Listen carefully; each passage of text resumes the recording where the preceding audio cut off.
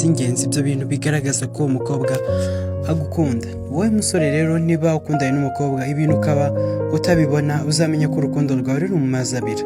Twagushimiye mwese mwaduhaye subscribe kuri iyi channel, nawe utarayikandaho uno mwanya kugira ngo uyikande, kugira ngo iyi ataba ariyo video yacu ubonye. Rero reka dutangire ku kintu cya mbere, ikintu cya gatanu ari nacyo cya nyuma kiri buze kugutungura cyane kurusha ibindi byose. Ibi bintu ni ibintu nibura bitanu by'ingenzi umukobwa wese ugukunda atagomba kubura kukwereka cyangwa kugukorera. Niba koko uzi ko ibi bintu ko ari bitanu umukobwa mukundanye cyangwa se umuntu mukundanye ariko w'igitsina gore utabikwereka, uzamenye ko urukundo rwawe ruri mu mazi abira, cyangwa se uzamenye ko atagukunda koko by'ukuri nk'uko bikwiye. Ikintu cya mbere kigaragaza ko niba umukobwa agukunda nuko umukobwa adaterwa isoni, adaterwa ipfunwe no kukwereka mu bandi, ahubwo mu gihe ari kumwe n'inshuti ze ahora kuvuga, ntabwo atinya, ntabwo agira isoni zo kukuvuga mu bandi, ahubwo abatewe ishema nawe ku buryo inshuro nyinshi ntabwo ahisha amafoto yawe muri telefone yiwe. Gusa hari ikintu abantu benshi bibeshyaho bibeshyaho ko ari urukundo, guhora upostinga umuntu mukundanye umuhoza ku ma social media, biriya bintu ntabwo ari byo bigaragaza ko koko umuntu agukunda. Guhora gupostinga kuri story yiwe, kuri stati yiwe, kuri profile yiwe ni wowe uriho, ibyo ngibyo ntabwo mu by'ukuri byo bigaragaza ko umuntu mukundanye.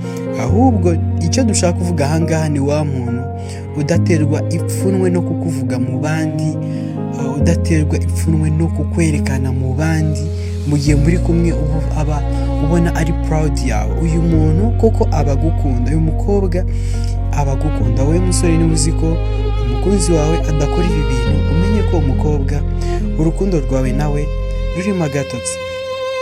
Ikintu cya kabiri rero, ikintu cya kabiri nuko niyo waba uri kure bingana gute, aribyo bita long distance love, cyangwa se urukundo aho uba utari kumwe n'umuntu. Urwo rukundo niba mukundanye mukaba mutari kumwe, umukobwa ugukunda by'ukuri ntabwo yatinyuka kuguca inyuma, kabone nubwo haza abantu bamuha ibingana gute, ibisumba ibyo ufite n'ibyikubye yewe inshuro ufite amagana. Umukobwa ugukunda by'ukuri ntabwo agukunda agukurikiyeho ibintu, ntabwo agukunda kuko uri hafi, ahubwo umukobwa ugukunda by'ukuri niyo waba uri kure ntabwo yatinyuka kuguca inyuma.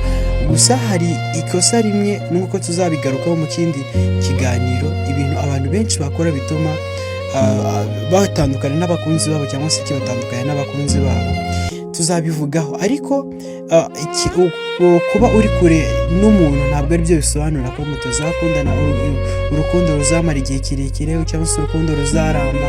Ntabwo ari icyo ngicyo biba bisobanura, ahubwo ari cyo bita loyalty, kuba ari umwizerwa kuri wowe nibyo bizatuma koko ataguca inyuma. Ntabwo koko umukobwa ugukunda by'ukuri aza hari ibyo agukurikiyeho, oya, ahubwo ngo ni ukuri kure, ni ukuri hafi, akubona igihe ashakiye. Ahubwo niba koko muri kure ntabwo umukobwa azaguca inyuma. Gusa muzi ko mutegeranye, nimukopa ikintu cyitwa communication buriya niyo ntambwe ya mbere ituma abantu bakundana igihe kirekire, cyangwa se barambana barushaho no gukundana. Urukundo rufite imbaraga cyangwa se urukundo rukomeye rufite n'ireme, nuko hajyamo ikintu cyitwa communication, gukominikana, kuvugana. Niba guhamagaye ukamwitaba, niba ukamwandikira, niba kwandikiye ntumutinde kumusubiza, ibyo bintu nibyo bituma urukundo hagati yanyu urwo rukundo rukomeza kuramba. Ariko nubona umukobwa n'uwo mwamuri kurumwandikira ukabona atinda kugusubiza, wamuhamagara ntabwo ashaka kukwitaba, uzamenye ko umukobwa urukundo rwawe nawe urwo rukundo rurimo agatotsi. Ikintu cya gatatu rero ni iki? Ikintu cya gatatu kigaragaza ko uwo mukobwa agukunda by'ukuri nuko wowe musore mukundanye agufata nk'umwami, iki ahangaha rero bishaka kuvuga iki? Aha ntabwo akubona gusa nk'umusore mukundanye, oya, ahubwo agufata nk'umwami. Kugufata nk'umwami rero bijyana n'icyubahiro aguha. Nk'uko twabivuze, waba muri mu bandi, niyo mwaba muri kumwe mwenyine gusa, icyubahiro aguha, uburyo akwereka ko akubashye n'uburyo akwereka ko aguha agaciro. Ibi ngibi koko umukobwa utabikora, umukobwa utakubaha, uzamenye ko uwo mukobwa atagukunda by'ukuri. Kugufata nk'umwami bisobanuye iki rero? Ni wa mukobwa wubaha imyanzuro yawe, ukwereka nanone ko yigushyigikiyemo. Wa mukobwa mu gihe akuvugisha utazamura ijwi cyane, mu gihe nyine ukwereka ko akubashye. Umukobwa koko aba agukunda by'ukuri. Ikindi kintu cya kane kinajya gusa n'icya gatatu, ni uko atakubona nk'umusore gusa mukundanye, ahubwo akubona nk'umugabo we. Nubwo mwaba mutarabana, ariko akubona nk'umugabo we, agufata nk'umugabo we w'ejo hazaza. Ibi ngibi rero abikora gute? Ibi umukobwa mukundanye ugufata nk'umugabo wawe, nanone nk'uko twari tumaze kubivuga, arakubaha cyane. Ni wa mukobwa ukumenyera niba wambaye nabi, arakubwira. Hamwe bavuga ngo gusa neza k'umugore bigaragaza umugabo mwiza, ariko nanone agaciro k'umugabo cyangwa se icyubahiro cy'umugabo giterwa n'umugore we. Ahangaha rero dushaka kuvuga ikiro, umukobwa mukundanye yagukunda bya nyabyo, umukobwa akubahisha mu bandi, atuma n'abandi bakubaha. Gutuma abandi bakubaha nuko atakuvuga nabi mu bandi, aba akubona nk'umugabo we, utinya ko wavugwa nabi, utinya ko baguharabika, kuko nta mugore wishimira kubona umugabo we asuzugurwa cyangwa se aharabikwa, afatwa nabi. Ubwo rero wa musore we, niba uzi neza ko umukobwa mukundanye adakora ibi bintu, uzamenye ko uwo mukobwa akubona, urukundo rwanyu ari ubufatanye, ikintu kiri aho ngaho kizamara igihe gito, atakubonaho nk'umuntu uzamubera umugabo, mu gihe umuntu bazamarana igihe kirekire, cyangwa se uwo bazabana akaramata. Ikintu cya nyuma rero, nambibutsa ko mbere yuko tukivugaho cyangwa se tukigeraho, niba utarakora subscribe, nyaboneka turakwibutsa ko wayikora kuri channel yacu. Wibuke no gukora ku kazogera kugira ngo ama notification cyangwa se mu gihe dushize ikiganiro n'ibindi bintu dukora, ujye uhita ubibona mu ba mbere, byo kujya bita bigucika cyangwa bigusabe kwirirwa ubishakisha cyangwa uzumva n'abandi, ahubwo ujye uhita ubibona mu ba mbere. Rero reka twigarukire ku kintu cya gatanu, ari nacyo cya nyuma, nuko umukobwa ukubaha, umukobwa ugukunda by'ukuri, nuko mbere y'uko ugira ikintu icyo ari cyo cyose akora, arabanza akagusaba uruhushya cyangwa se akakwaka uruhushya rw'icyo kintu agiye gukora. Kabone nubwo wowe waba utazi ibyo bintu ngo bikora bite, babikora bate, cyangwa se bikorwa hashingiye kuki, arabanza akagusaba uruhushya, akagusaba uburenganzira. Umukobwa ugukunda niyo waba utabizi, icyo kintu arakikubahira. Ntabwo abikora avuga ngo ntabwo wari ubizi, ntabwo uzi uburyo bikora, ahubwo umukobwa ugukunda by'ukuri ikintu akora arabikubwira, ahubwo akabigusobanurira. Yamara kubigusobanurira akabatese ibi bintu mbikore.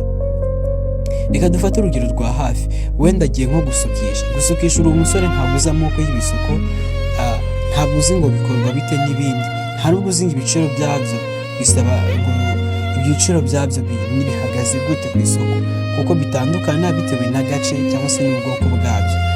Wenda akakubwira ngo nshaka gusuka ibi ngibi, kuko utabizi arabanza bigusobanurire, akubwira ngo bimeze gutya, biteye gutya na gutya. Niba hari ahantu ashaka kujya, wenda agiye guhura n'inshuti ze, zaba ari iz'abakobwa cyangwa hari n'abandi basore n'abandi bantu runaka, arabanza akakubwira. Mu gihe biri na ngombwa, aragusobanurira ngo mfite gahunda igihe kinini nzajya ahangaha, kugira ngo umukobwa ukunda by'ukuri nta nubwo atuma umutekerezaho ibindi bintu bitari byiza, ahubwo arabanza akagusobanurira mbere y'igihe, akagusaba uruhushya.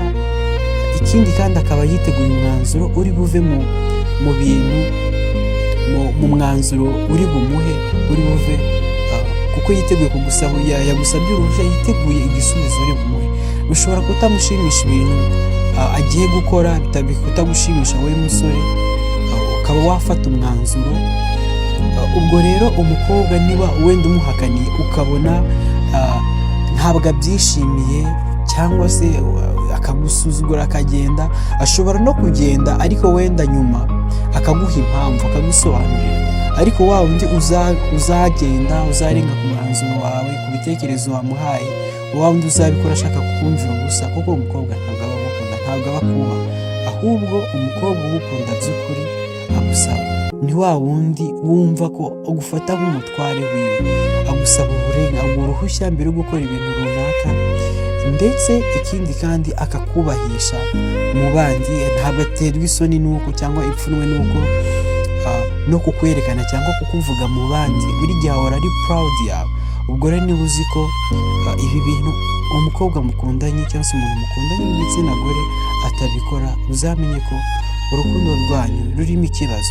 Ndagushimiye cyane iyo twabanye muri iki kiganiro, kandi turagusaba ko wakora share, ukaduha comment ku bindi bintu wumva twajya tubakorera, cyangwa se no ku bindi bintu mwifuza, no kuduha ibitekerezo, komeza kutwereka ko mudushyigikiye.